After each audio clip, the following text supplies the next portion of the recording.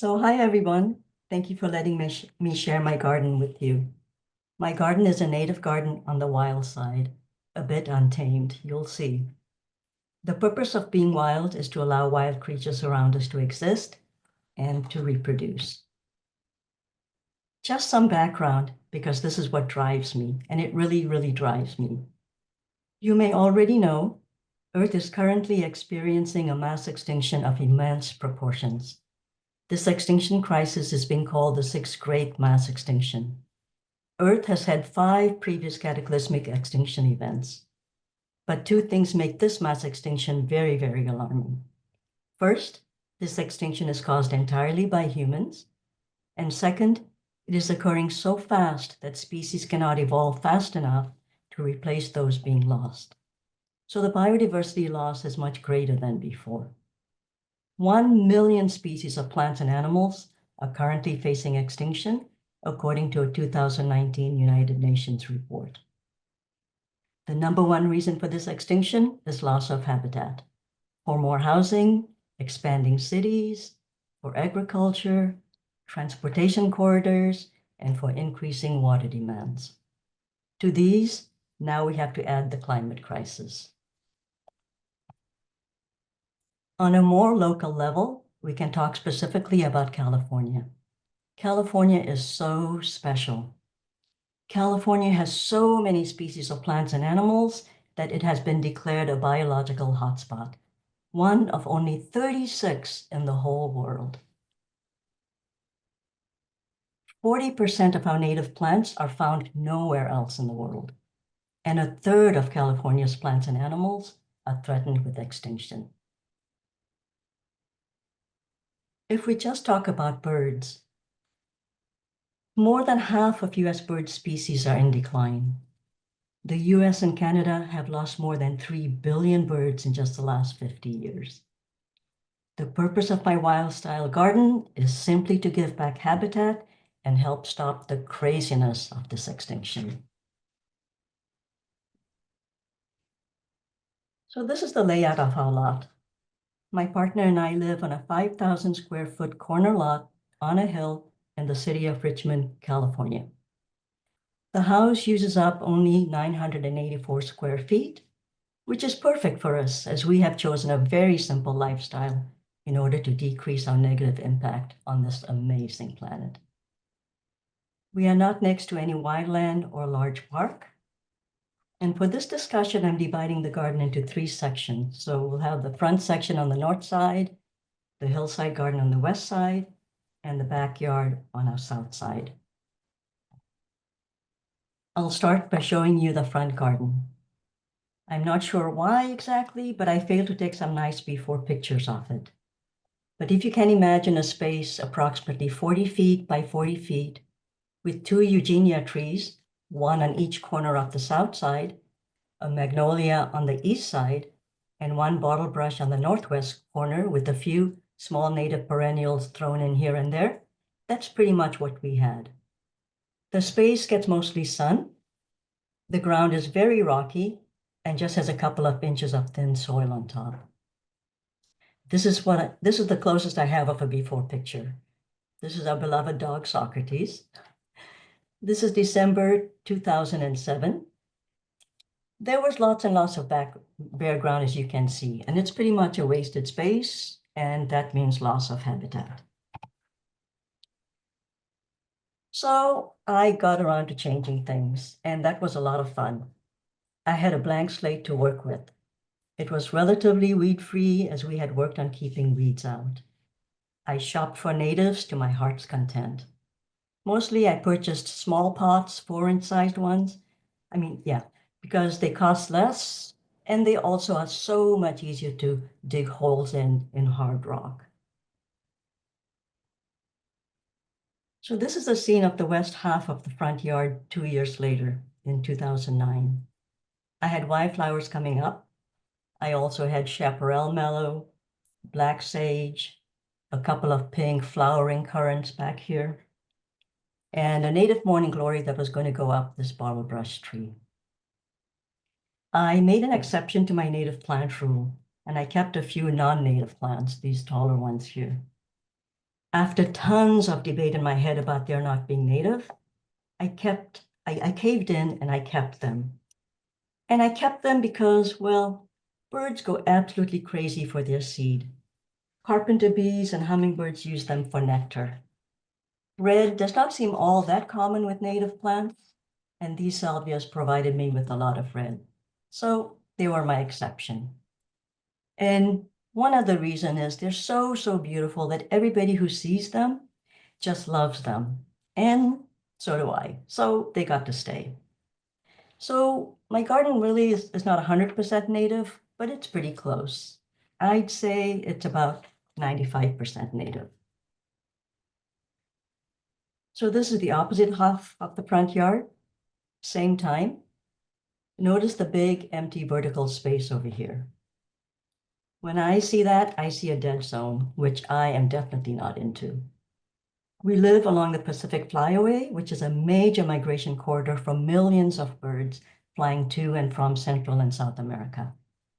Every year, they fly some 4,000 miles to go south in winter, and then they do the same thing to come back in springtime. They fly right over our heads. My brain cannot help but ask, where do they rest? Where do they take shelter? Where do they find food and water? We have changed so much of the landscape along the way. So with all my worry, I had no choice but to create this little wildlife refuge for them. So this is about 2.5 years after I started. The garden was getting very lush, and with that, of course, came a lot of insects. And with more insects, I got more birds. It was pretty obvious a change.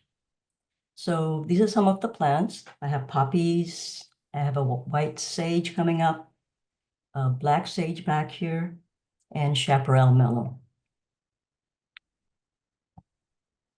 Jumping forward to 5 years later, it pretty much looks like this today. This is the view when we open our front door. It's pretty lush and full of cover. This is a different angle, looking diagonally to the northwest. I basically just allow nature to exist and do as she has always done for eons.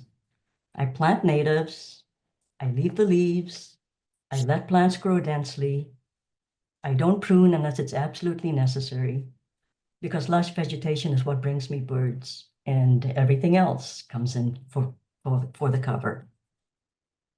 I leave dead stems for bees to nest in, and also for birds to build their nests with. When the rains come, the dead stems disintegrate naturally and serve to nourish the soil with all its incredible life forms. I use no pesticides nor poisons of any sort. We don't keep outdoor lights on at night. We offer water in the form of a bird bath and a little pond back in the corner back there. It's just a little pond. The bird bath brings a lot of birds in, but it is a little bit of work in terms of disinfection every couple of days with a mild bleach solution. Avian flu is still going around, so yes, I do work with this bird bath. And one other thing I do is I keep gaps in our fences, little gaps at the bottom of the fence, because we have little animals that need to travel and go where they need to go and do what they need to do. And I don't really want to make their lives more difficult than it already is. This is a sampling of plants in the front yard right now. I have different layers of vegetation, which is really important for birds as birds occupy different niches in an ecosystem. Towhees, for instance, will nest lower on the ground, maybe a few feet higher than the ground. But scrub jays want taller trees and higher space in which to nest. So different layers is really, really important if you want to bring in birds especially. Okay, so now we'll go outside the front yard. This is north sidewalk strip. My conservationist brain at least saw all this concrete, and that's all I could see in my vision. This is so bare that not even a little aphid can live on it. So I knew it had to go, and we took it out. So this is 8 months later. we were able to give 390 square feet of habitat with this simple little move. The plants in the sidewalk strip are mainly wildflowers at this point. So we have lacy phacilias, some globigilias, harkias are coming up back there, and seep monkey flower here in front. But it evolved. That's the same view, approximately now. Yeah, it is now. It's wild and crazy, lots of shrubbery, lots of smaller plants. The birds are wild and crazy about it. I am wild and crazy about the birds. So I really love this sort of setting because all I see when I see it is birds. Okay. Um,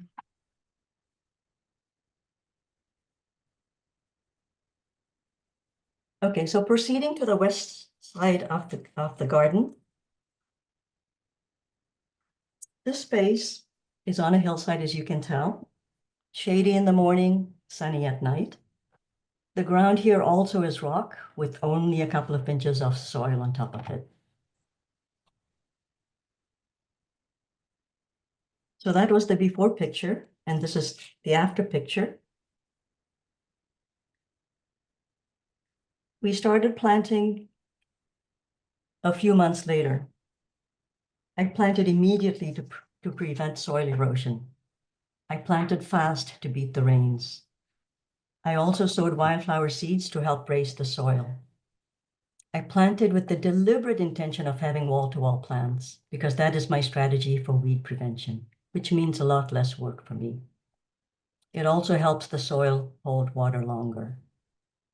Most importantly for me, planting densely is my strategy for bringing in the creatures, none of whom like to be out in the open where they can be seen and taken by predators. Our wildlife will also find more food, insects, for instance, when the vegetation is denser. This is our first spring after the ivy was removed. Then a year later, this is what we had. The trees in the background are non-native, but they had been there for years. And I have kept them for the meantime, because they are mature and they provide birds with perching and nesting sites.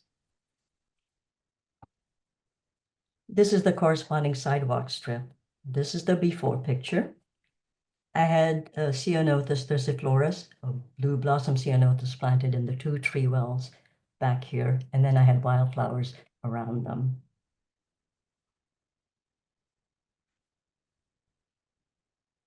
So the ivy was removed in 2008, and the sidewalk concrete was removed in 2009, and this was only in 2010. So it was pretty striking at that time. One thing that's really important about these sidewalk strips, concrete is a dead zone, obviously.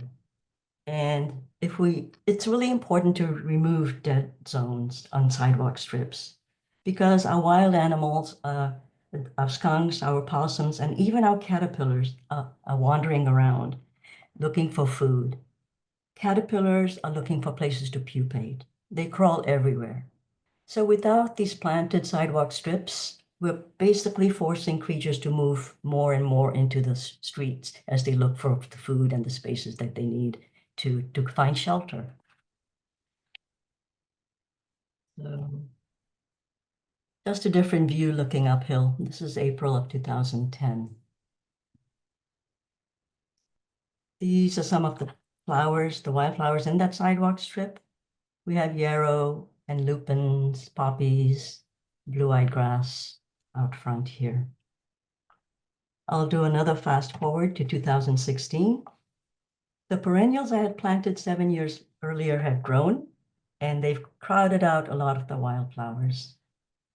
While I miss the kaleidoscope of colors of the wildflowers, I still have plenty of wildflowers around.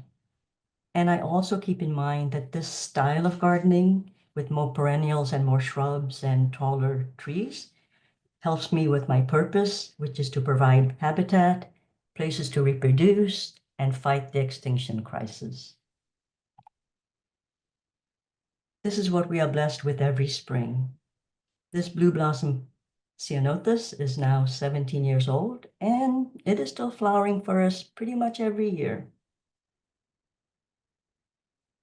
This is a fairly current picture. The garden is very, very lush now, and at this point, birds are not only visiting in greater numbers, but they are actually starting to nest regularly, and that's pretty exciting for us. So now, really, really briefly, let me show you the last part of the garden. This is the backyard. This consists of one unfenced section adjacent to the sidewalk, and the other section is fenced in behind the house. This is the unfenced section, gets a lot more sun. These are clarkias, we've got lupins. I leave it wild. I allow the wildflowers to do what they do. They provide a lot of seed, a lot of pollen, a lot of nectar. So they bring in a lot of our insects and our birds. Then another quick view. This is the fenced-in section of the backyard.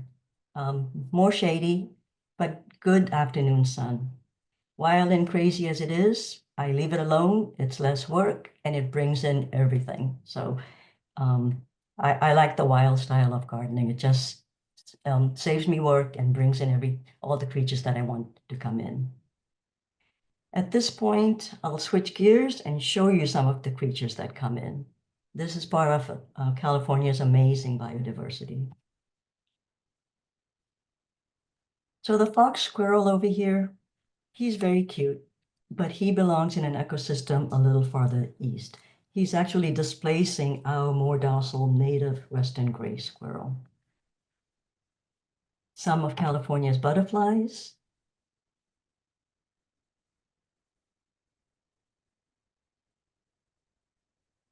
A few more.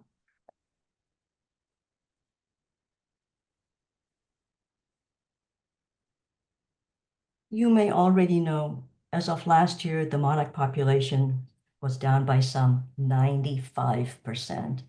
If that isn't scary, I don't know what is.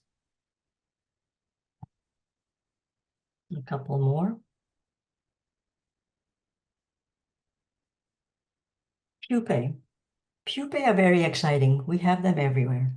It means hanky-panky is occurring in our garden, and hanky-panky is absolutely wonderful because it's bringing species back up in number.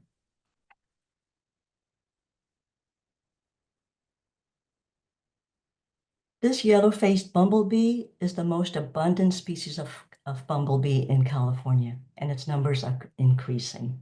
But it is increasing only because other species of bumblebees have declined, opening up ecological niches that this bee can then move into and occupy. So its numbers are increasing, but it's an indication of another problem elsewhere. This praying mantis is beautiful. She's just laid eggs on the other side of our gate, on the vertical side of this gate, which is what she's on right now. Lots of hanky-panky, she's proving it. But she is also a non-native species, unfortunately. California has three native species. I haven't seen too many native ones in our garden, and I don't have any pictures. Birds are the highlight of my wildlife refuge garden. They absolutely warm the cockles of my heart, and I just can't live without them. Here are some of the various birds that come into our garden.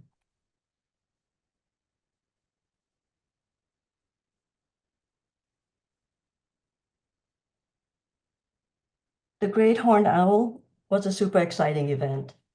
She came in about 9:30 in the morning, which really kind of surprised me because they're supposed to be nocturnal animals. I did look it up though and found out that yes, they are nocturnal, but oftentimes they're seen early in the morning still hunting. So I guess they're not totally, absolutely nocturnal. The golden crowned sparrow, this is in full breeding plumage. The bright yellow head is breeding plumage. So while I thought birds were the highlight of my garden, well, it's nesting that just brings the greatest joy because this is hanky-panky of the most adorable kind. I cannot identify birds' nests yet, so some of these are just unknown to me. Mostly I find these nests after the leaves of the trees and shrubs have fallen off in autumn or winter. So by that time, the birds have already gone, so I don't really know who made these nests. One thing I've noted in our garden is the frenzy of nest only started when the garden had matured. So cover and shrubbery and different layers really does make a difference. I started the garden in 2007. I did not see my first nest until 2014. Then I saw another in 2016. Then our bird boxes started to go up, and they were used at least once each during the breeding season. Since then, I'd say around 2017, we have had an absolute flurry of nests. Nowadays, we are averaging about 3 to 4 nests per year. So it's pretty exciting in springtime, which is just starting now. So I'm really excited to see what we get this year. So the bush tit nest, we have had 3 of these bush tit nests in our garden, and they're always, always, always in our ceanothus. So these birds do not really like the other trees and shrubs that we have. They clearly like ceanothus. The middle picture is one of our bird boxes. One thing about bird boxes, ours always gets used, and we have 3 of them up. Margot, my neighbor across the street, her box is always being used. So this is telling me that there is a shortage of boxes, or I should say, housing for cavity nesting birds. Habitat loss, as well as us no longer allowing dead trees to stay up in our environment, are clearly causing a shortage of housing for cavity nesting birds. So bird boxes, I guess, is the way to go if we're not going to keep our dead trees up. This pubic swan is our 32nd nest, and this was last year. So our counts are going up and up and up, and I'm really excited that we are back in springtime. So at this point, I'm trying to document each nest I see and try to take a picture of it because it's getting harder and harder to remember them. And I've documented most all of these over the years. This is one of our baby chicks. Um, this baby chick at this time is just freshly off the nest and cannot fly yet. Um, Very worrisome for me because we get cats from the neighbors' cats. We don't have a cat, and they are in our yard. So it's kind of a difficult thing that I'm raising birds who come out of their nests and then they're on the ground and totally vulnerable to cats. So you heard about the dangers that cats are posing. Kathy mentioned it, so I won't go through that. But it is a really worrisome thing for a lot of baby birds, if not most of them, cannot fly when they first get off the nest. And so they're on the ground for about 2 or 3 days before they're strong enough to be able to fly out of the way. So this is the strategy I use against the cats that come in. I don't know if you can see these. You probably have to look a little closer. You've got these Buick's wrens that are hidden right in here. And there's a third one right here. And here's the little eye. I guess these are just variations of the same scene. So the mother bird had left these little chicks by themselves under my black sage and my chaparral mellow, totally protected by all this quote unquote mess that I have in my garden. When I see my mess, I know what it's for, so I don't touch my mess. It is messy for a reason. So the mother bird or the father, one of them came back about 15, 20 minutes. These birds hid under there, didn't move, stayed quiet, and only got excited when the parent bird came back. So pretty safe place for them to be. Not even a crow could go through this little messy branches and brambles. It's a good wildlife habitat and it's working. So as much as it looks kind of unsightly, I just get the joy of seeing these little babies come by. Anyhow, I think I'm done. Oh, let me show you this to end with.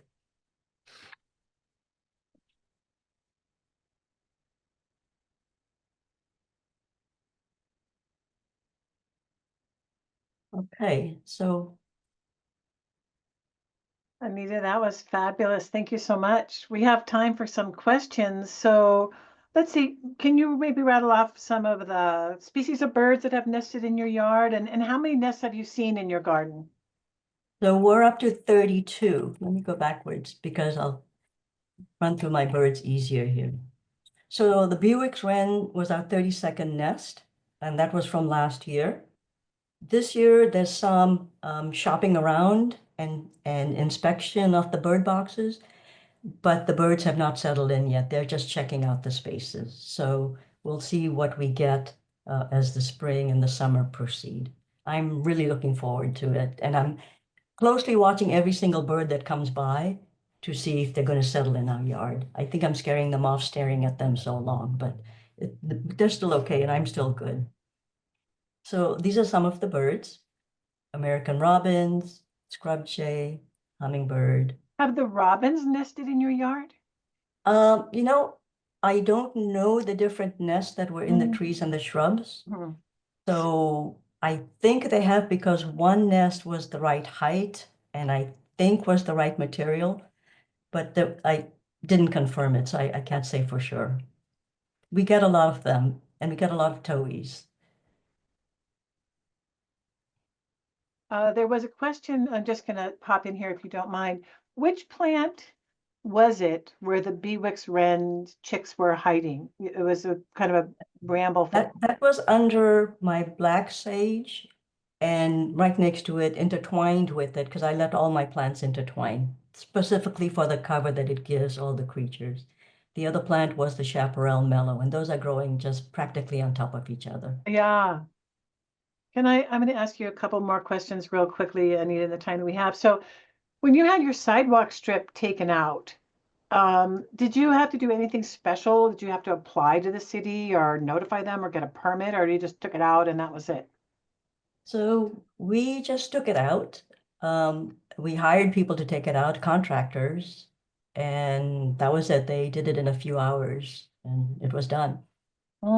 That's fantastic. And then someone asked how you removed the ivy. Oh, so I chopped off the green vegetation on top above the soil, and Paul used his hoe, large hoe, and dug up all the roots. Yeah. Hmm. And did you find it to be, either particularly onerous or hard to get rid of? We pretty much did it a few hours on the weekends, but by the time the end of summer was approaching, we speeded things up because the rains were going to be coming, and at that time we did have rains, and so we needed to get it out of there in a hurry. So we hired Michael Filgen to help remove the rest, and then he put down the rice bales, the rice wattles that help stabilize the soil, while I went in and did planting immediately before the rains came. So that was why there was a frenzy of planting all those plants at that time because we did not want any erosion when the rains came. And it stayed up. Everything was fine. We had no issues whatsoever. Well, Anita, our time is up. That was just a fabulous presentation, and you've just done such a marvelous job with your garden. Can you, in Thank you. 1 minute, talk about the parks?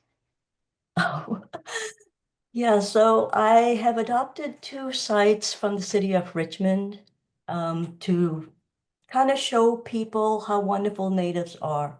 I wanted just the public to see them, and I wanted the city of Richmond to see them. So I've got two parks with all natives. One park, I just have a section, a 50 by 50-foot section of that park because that park is huge. But the other one, Mendocino Park, is a small children's lot park.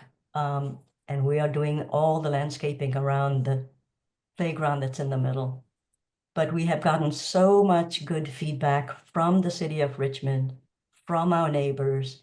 People are asking, what plant is this? What plant is that? Where do I go get it? So I actively see more people planting natives around.